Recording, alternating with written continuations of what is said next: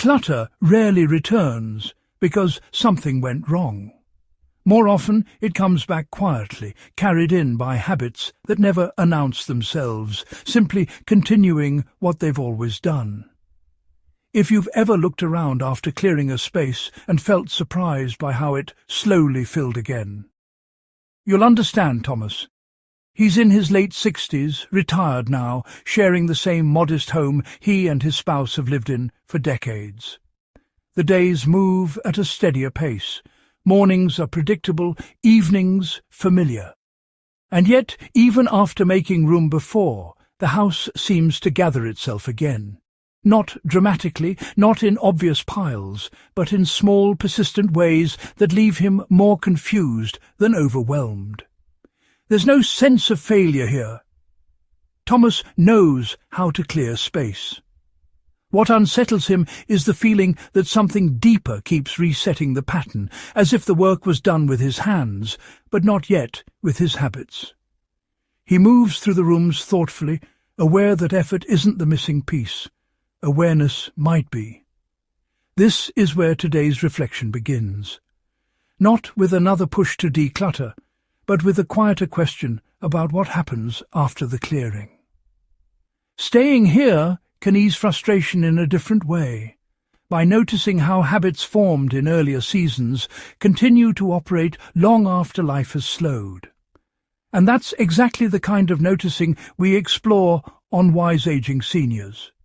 Slowing down everyday moments, looking at them with steadiness instead of judgment, and allowing understanding to unfold naturally. Whether you live alone, with a partner, or somewhere in between, these patterns tend to show up gently, almost invisibly. As Thomas's experience opens into a wider reflection, it becomes clear that this story isn't really about space at all. It's about how long certain habits have been carrying on, unnoticed. Postponement. Tunnel town, Christoph A. and Beetbefi Tanmoma fi Hammer. The first thing Thomas begins to notice isn't a big decision or a dramatic choice. It's a small, almost automatic pause. A moment where his hand hovers over something he was about to put away, and a familiar phrase slips in quietly. Just in case. It's not attachment that drives it. There's no emotional pull, no sense of meaning tied to the item. It's caution. A reflex shaped over years when being prepared mattered, when responsibility meant anticipating problems before they appeared. Back then, holding on to things was practical. It was part of staying ahead of life. What catches Thomas's attention now is how easily that reflex still activates, even though the risks it once protected him from aren't really present anymore. The habit hasn't adjusted to the slower pace of his days. It doesn't ask whether something is likely to be needed. It simply assumes it might be safer to keep it close. This time, instead of following the habit through to its end, he pauses. Not long, just long enough to hear the phrase clearly in his own mind. Just in case. He notices how often it appears, how familiar it feels, how rarely it's questioned. The realization isn't uncomfortable. It's curious. There's something grounding about that pause. He doesn't force a different choice. He doesn't argue with himself or try to override the habit. He simply notices that the habit is still doing its job, even though the job itself may have changed. As he moves through the room, he starts to see how many decisions are being made on his behalf by that same reflex. Not because he's choosing poorly, but because he's not choosing at all. The habit is filling in the gap automatically, the way it always has. What surprises him most is how light it feels to notice this without judgment. There's no need to correct it yet. Awareness alone creates space. It slows the moment just enough for him to realize that caution, once useful, can quietly outlive the circumstances that gave it purpose. And as that understanding settles, another thought begins to surface. If this habit has been making small decisions for him without being noticed, it's unlikely to be the only one. Something else, just as familiar, may be shaping his space in ways he hasn't fully seen yet. After noticing how easily just in case slips into his decisions, Thomas starts paying attention to something else. Not a single choice, but the rhythm of his days. The way certain actions repeat themselves without ever asking for his attention. Habits that once helped life move smoothly now run quietly in the background, untouched by intention. It shows up in ordinary moments. Mail set down on the same surface every afternoon, not because it belongs there, but because that's where it has always landed. A jacket placed over a chair instead of hung up, just for now. A flat surface becoming a resting place for things that don't quite have a next step. None of it feels wrong. It feels familiar. What Thomas begins to see is that clutter isn't being created by bringing too much in. It's being recreated by motion without awareness. The repetition itself is what fills the space. Each individual action is small, reasonable, almost invisible, but together they quietly reshape the room. He pauses one afternoon and looks at a table that's meant to be clear. Not messy, just occupied. He realizes he can remember placing each item there, but he can't remember choosing to let them stay. The routine carried on after the moment passed, and no new intention ever stepped in to replace it. There's a subtle shift when he notices this. Instead of focusing on the objects, he becomes aware of the pattern. How often he moves through the house on autopilot. How many decisions are being made by repetition rather than presence. It's not laziness. It's momentum from years when speed mattered more than pause. What surprises him is how quickly the space responds when he interrupts that rhythm, even briefly. Not by clearing everything, but by staying with a moment longer than usual, by deciding where something goes before habit decides for him. The room doesn't change dramatically, but it feels less crowded, less rushed. And as that settles, something unexpected comes into focus. Not another routine, not another pattern, but a feeling. A quiet awareness of how often his choices have been shaped around making things easier for others, not necessarily lighter for himself. That realization lingers, opening a different line of thought altogether. There's a different kind of moment that comes to mind for Thomas next. Not something that happens when he's alone with his routines, but something that happens between people. An offer made casually. A pause where saying yes feels easier than explaining why you might not need something. He thinks about the items that arrived this way, handed over with good intentions, passed along with warmth, offered as a way of being helpful. At the time, accepting them felt kind, polite, a small way of keeping relationships smooth. He wasn't thinking about space or storage. He was thinking about people. For many years, this habit served him well. Being agreeable avoided awkwardness. It honored generosity. It fit a role he'd carried comfortably, the one who didn't make things difficult, who could always find room. Back then, his home absorbed those choices without complaint, because his life was built around accommodating more than one set of needs. What changes now is the accumulation of that kindness. Each object accepted out of goodwill still needs a place.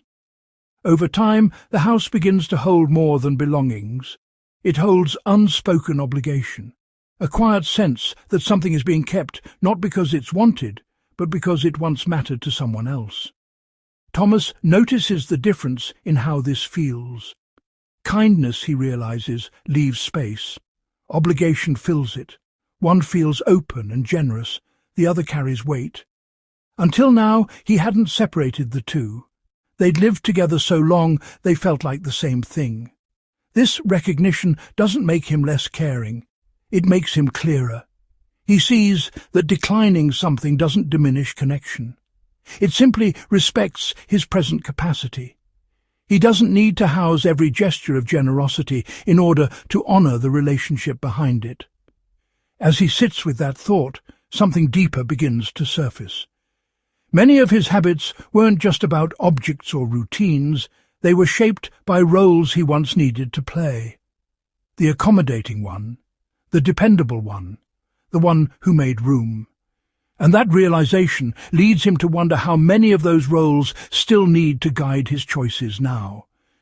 Because if some habits were formed to serve a life that has already shifted, it may be time to let those roles loosen their grip and see what kind of space that creates next. After sitting with the idea of roles that no longer fit, Thomas becomes aware of something else slipping back into his days, not as a habit he actively chooses, but as a familiar refuge.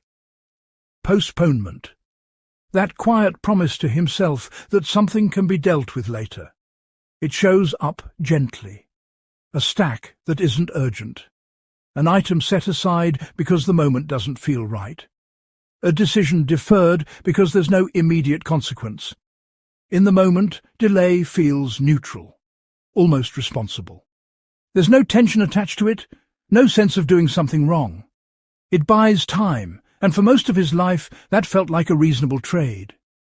What Thomas begins to notice now is how often that same pause repeats, not once or twice, but consistently.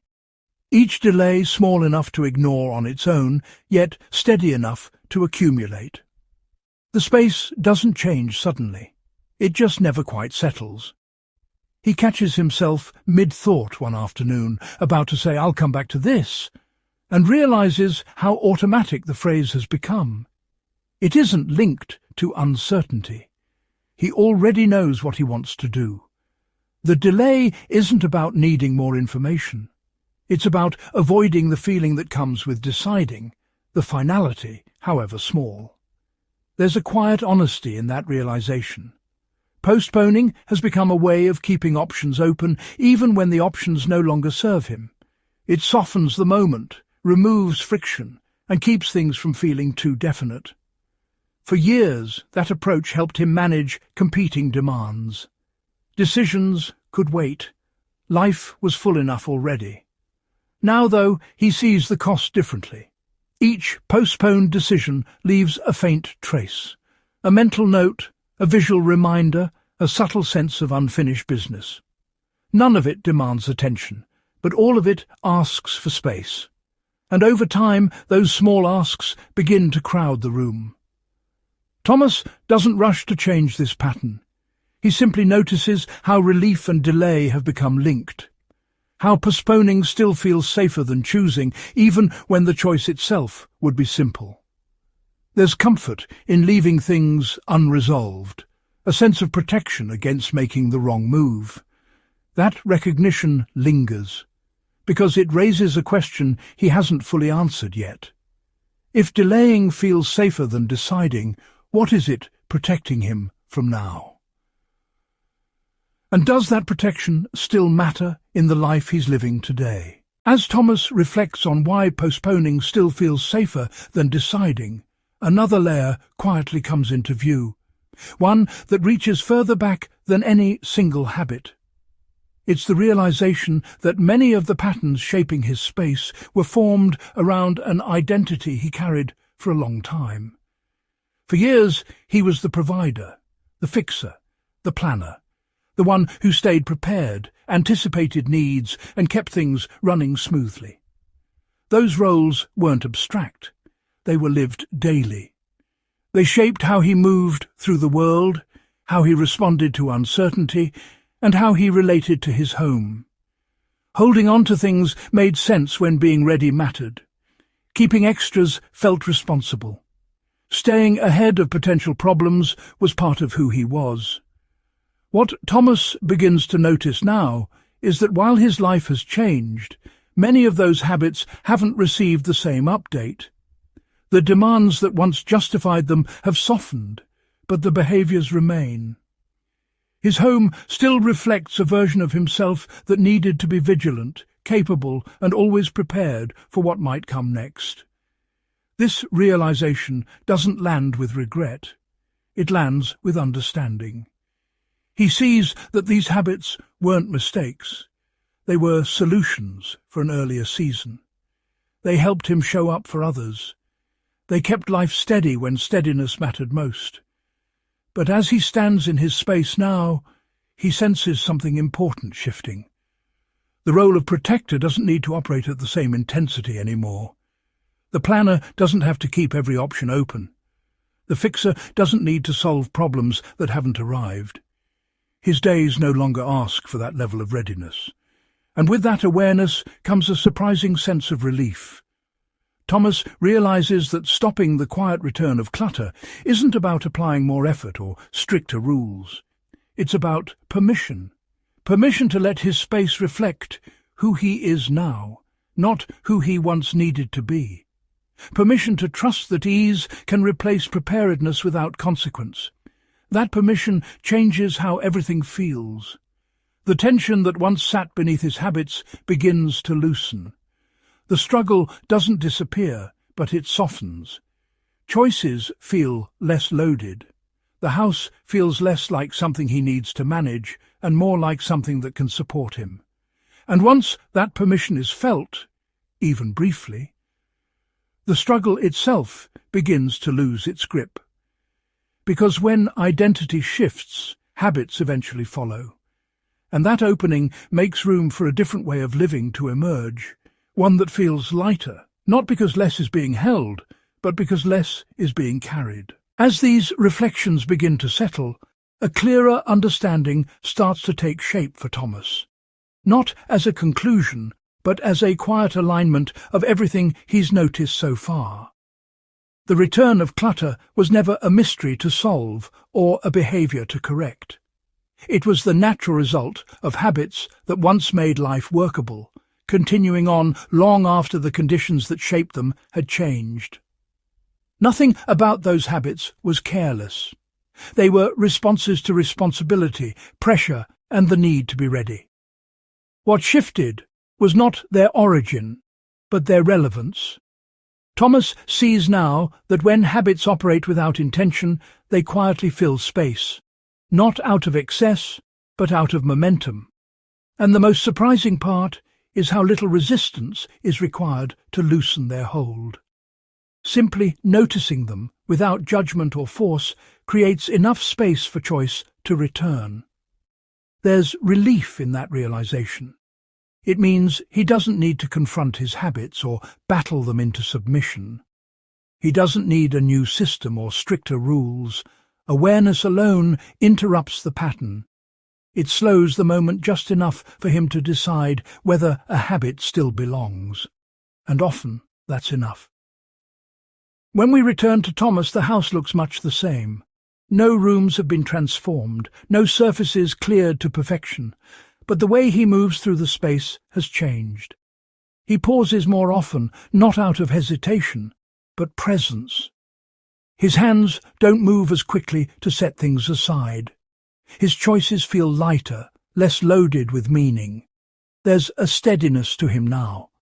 Not the kind that comes from finishing something, but the kind that comes from understanding what's actually happening. He no longer feels caught in a cycle he can't explain. The frustration has softened into clarity. What's different is subtle, but lasting. The house no longer feels like it's quietly undoing his efforts. It feels responsive, cooperative, as though it's finally moving at the same pace he is. Thomas doesn't feel finished, and he doesn't need to. There's comfort in knowing that this is an ongoing relationship, one that can continue to adjust as life does, and that steadiness carries forward. Because once habits are seen for what they are, echoes of an earlier season, they lose the power to quietly take over. Awareness becomes the new rhythm, and in that rhythm, space begins to settle, not through effort, but through understanding. Attention, more than discipline, is what gently interrupts habits that no longer belong. Not by force, but by bringing choice back into the moment. Thank you for staying with this reflection. Taking time to notice patterns like these without rushing to fix them is a quiet form of care. And it matters. Many of the changes that truly last begin this way, through awareness that feels respectful rather than demanding. If this episode felt familiar or helpful, and you'd like to support this kind of thoughtful conversation reaching others, there's a simple way to do that using the Hype feature on YouTube. When you're on the app, scroll down and swipe left on the comment preview carousel until the Hype button appears. Tap it, choose how many points you'd like to give, and confirm your selection.